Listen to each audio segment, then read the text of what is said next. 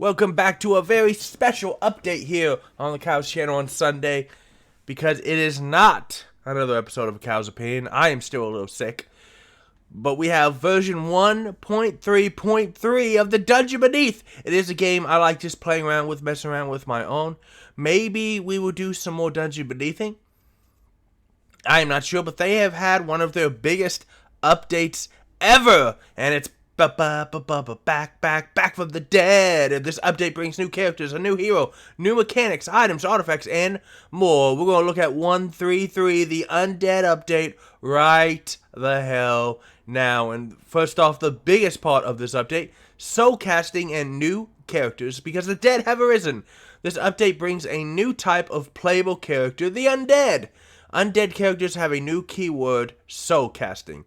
When your characters die, the undead collect their souls, and in between rounds, you can then spend them to trigger powerful abilities known as soul casts, which is kind of interesting.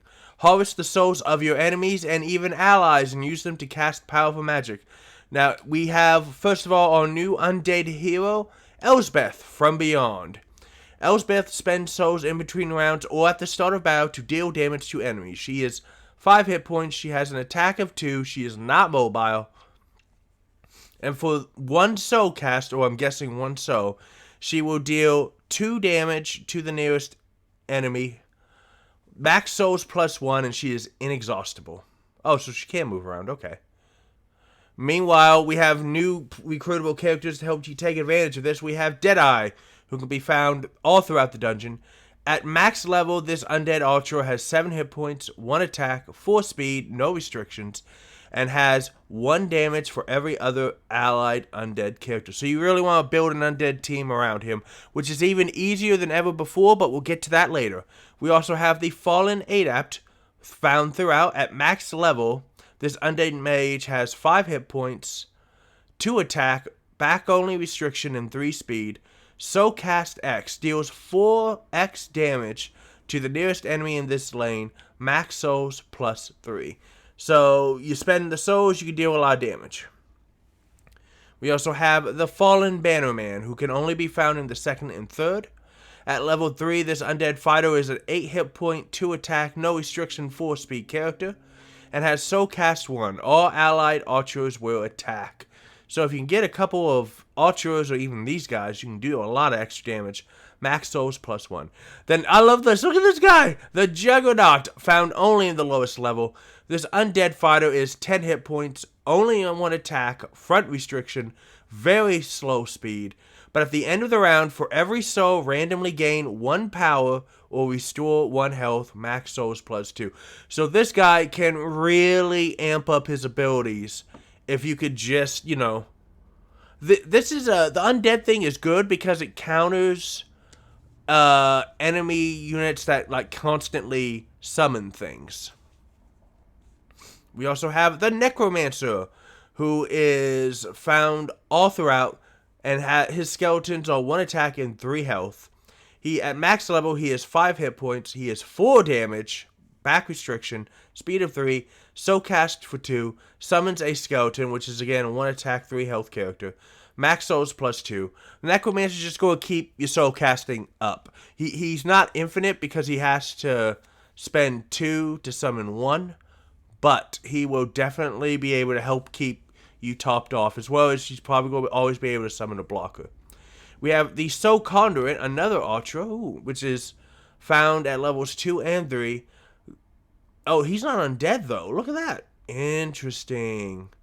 So he is 6 hit points at max level, 3 attack, no restrictions, 5 speed. He's actually got 2 abilities. For Soul Cast 1, he can restore his health. Is that just his health or anybody's health? Interesting. He also has the follow-up, which is gain 1 soul, max soul plus 1. We have the Soul Drinker, which begins unlocked and can be found throughout. Max level, this undead fighter is 12 hit points, 1 attack, front restriction, 4 speed. At the end of the round, if you have 2 or more souls, restore 3 health, max souls plus 2. We have the Soul Mancer, found at the middle and end game.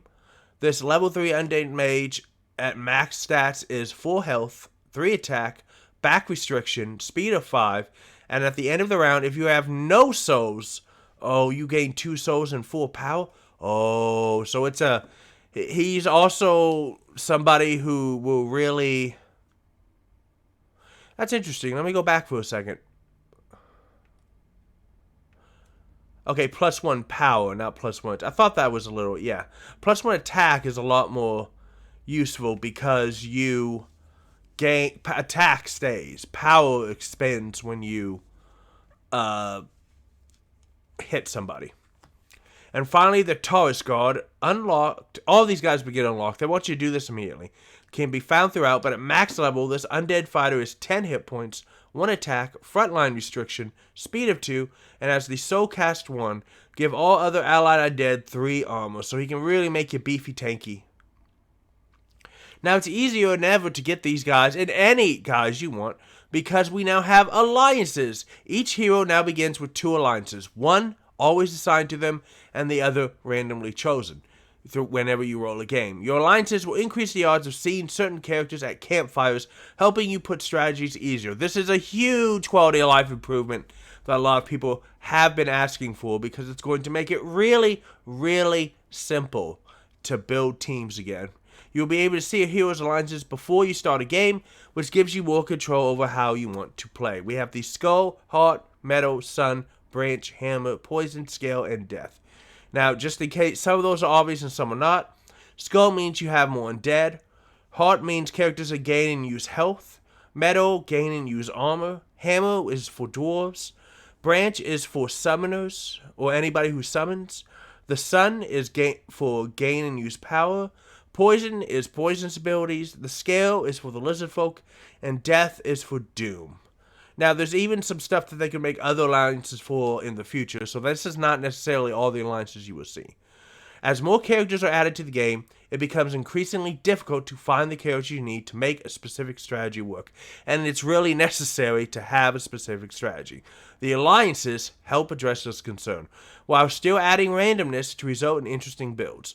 Whenever you visit a campfire, there's guaranteed to be at least 1 unit from your alliances. This is a huge and wonderful quality of life improvement, and I applaud the developers. We also have new equipment and artifact. The new equipment is the Skull Charm, which is after a character soul cast, they gain 1 armor. And the Cracked Soul. At the start of your battle, you gain a soul, your max souls go up +1. We also have the new artifact Soul Vessel, which is max souls +6.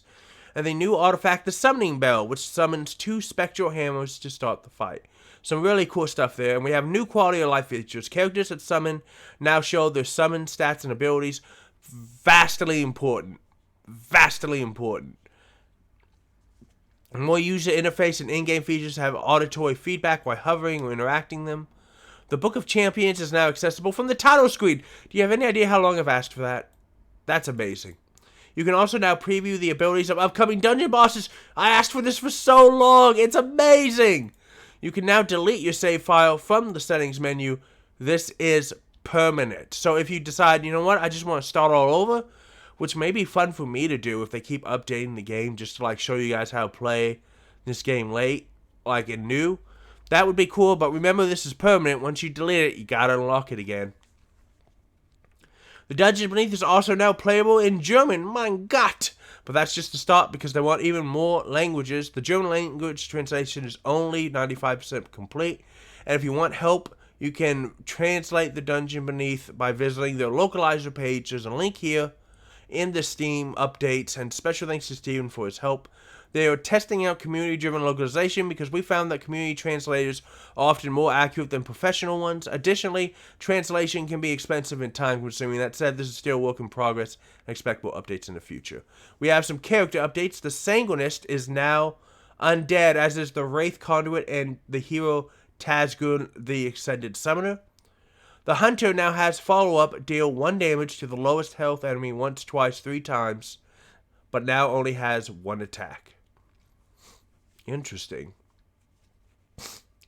Agilitas now has, when an ally dies, gain 2, 3, 4 power, but only has 2 attack.